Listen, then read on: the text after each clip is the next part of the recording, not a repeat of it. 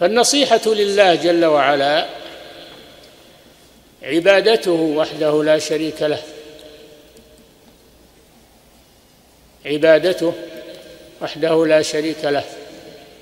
أما من يعبد الله ويعبد غيره هذا ليس ناصحا، هذا مختلط، هذا مختلط غاش، لا يكون ناصحا لله إلا إذا أخلص عقيدته لله. بلى من أسلم وجهه لله وهو محسن فله أجره عند ربه ولا خوف عليهم ولا هم يحزنون. أسلم وجهه لله يعني أخلص لله بظاهره وباطنه، هذه النصيحة. وهو محسن أي متبع للرسول صلى الله عليه وسلم، لا يتبع غير الرسول أو يقلد غير الرسول، وإنما يكون قدوته وإمامه رسول الله صلى الله عليه وسلم في عبادته لله، يعبد الله على ما جاء به هذا الرسول صلى الله عليه وسلم، لا يعبد الله على ما جاء به فلان أو علان أو الشيخ الفلاني أو على الطريقة الفلانية أو ما أشبه ذلك.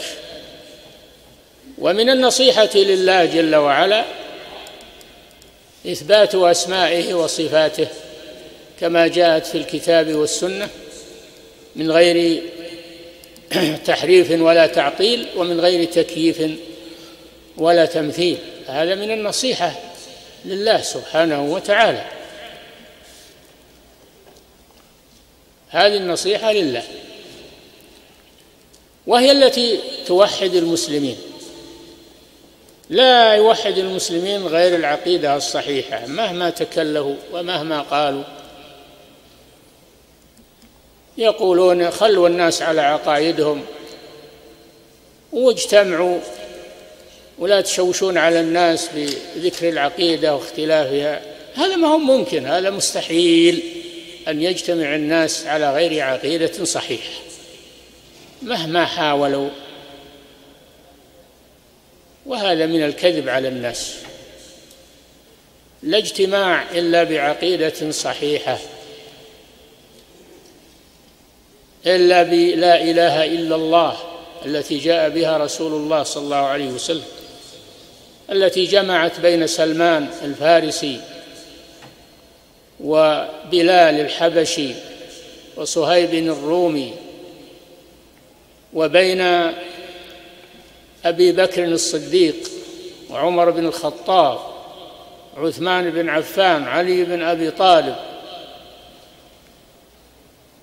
وبقية الصحابة، جمعت بينهم.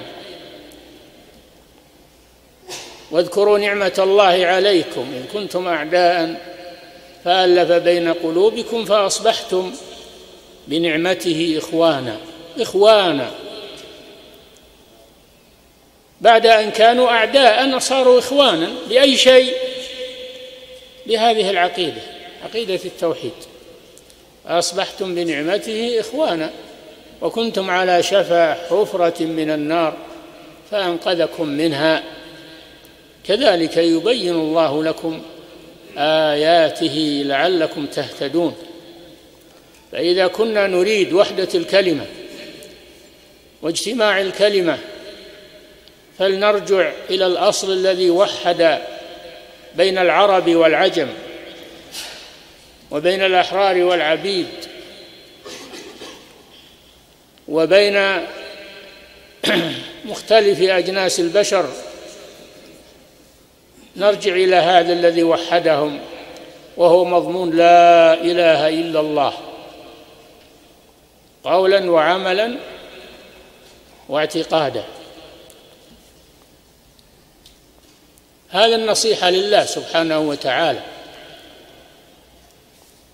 أما من يقول آمنا بالله